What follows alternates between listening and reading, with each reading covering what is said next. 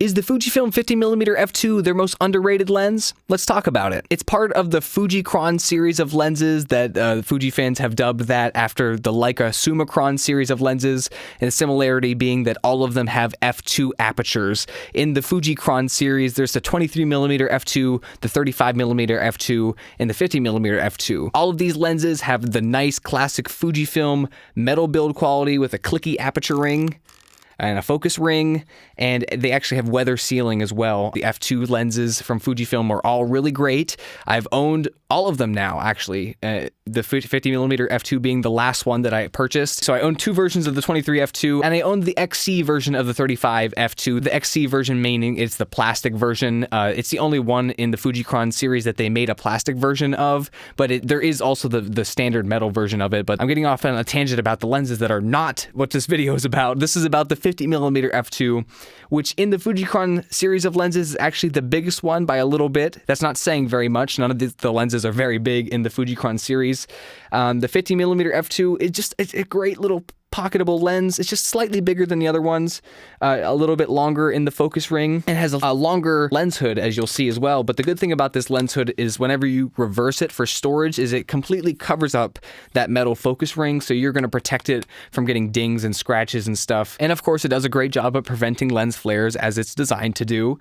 In terms of image quality, though, we've talked about the build quality. The image quality of this thing is where it really shines. I'd say I will boldly make this statement right here, right now. So listen in.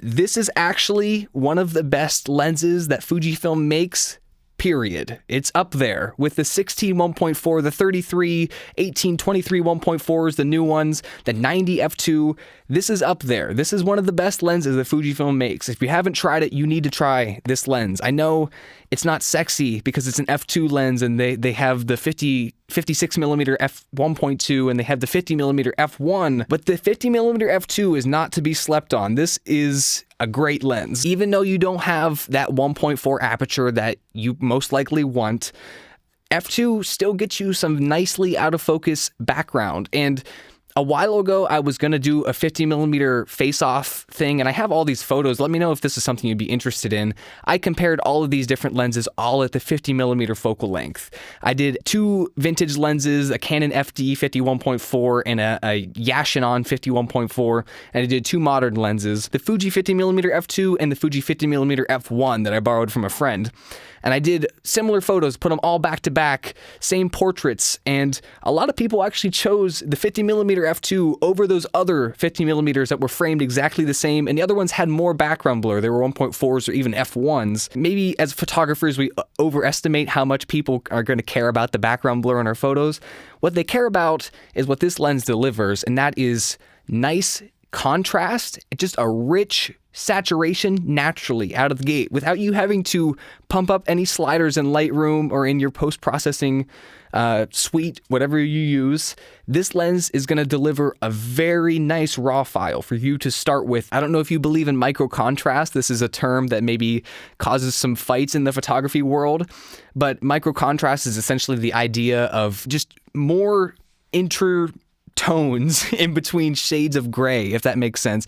Essentially, the result being very nice, tonally rich black and whites that it just pops off. It feels like it's three-dimensional almost, popping right off your screen. This, I think, has that. It has that micro contrast. It has that 3D pop. The images just come out at you. You can get that creamy background blur if you'd like, and you can really exaggerate it as well, because a great attribute of this lens as well is it has a super close minimum focus distance. I don't know exactly how close. I'll put the number on screen. I'll do some research in post, but you can get really up close with this. Whenever I did that comparison with the other 50mm lenses, this by far had the closest minimum focus distance, and at that minimum focus distance, it of course obliterates the background. And all of that paired with the fact that this has really nice autofocusing motors in it just makes it a no-brainer. Even though it has that f2 aperture, I know a lot of people are going to get hung up on that. Still, you got to try this out, I'm telling you.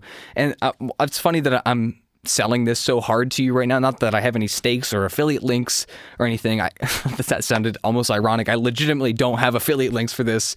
And I'm actually going to be selling my copy of this. So it's funny that I'm like being so positive about it right now. Because the thing about this lens is that it is really great in all of those ways. But for me personally, I just don't end up using it. This lens has sat on my shelf for the better part of a year, probably, without me using it very much. The few instances that I would use this is if I just took it out just on a whim to do some random casual photography, or if I used to do a lot of overhead shots for my reviews. I'd set up an overhead camera, and this was great because it's a lightweight lens, and I had the camera on a big boom arm, and I couldn't have a big heavy lens weighing it down, so I'd pop this on there, and it'd be a little bit zoomed in, so I could put the camera up high and get just like a nice look with compression. I've used it occasionally for like a B cam for shooting an interview. If I just want to chuck another small lens in the bag and I'm bringing a second camera, this is great for like a B cam angle.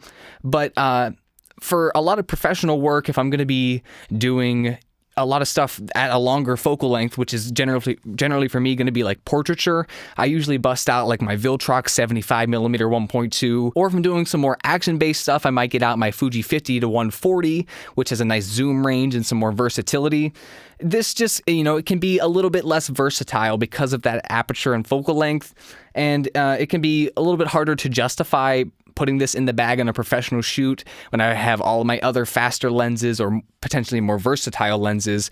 This one it ends up sitting around, and I'm going to be probably selling it. I'll probably be passing on this lens to another photographer who will hopefully put it to better use, maybe a street photographer who likes a longer focal length, or a portrait photographer who likes a little bit of a smaller package and doesn't care as much about background blur.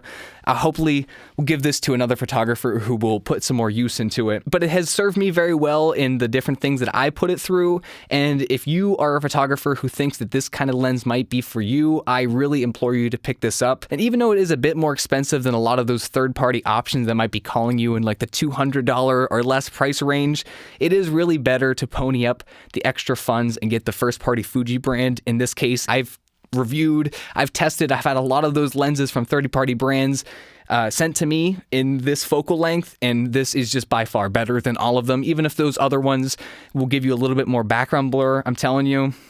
Just wanted to talk about Fujifilm because it's been a while. Hope you guys enjoy. Let me know what kind of videos you want to see. Do you like more camera-based stuff? I actually was thinking about reviewing my drone. I just like trying different things. I was doing some audio-based stuff recently. So what in the past have you liked on this channel? What video really stood out to you? What was your favorite? Let me know in the comments below. What do you want to see more of, essentially? And I will try to oblige you because it's kind of slow this time of year, and I want to do more stuff on the channel. So I'll see you in the next one, guys. Peace.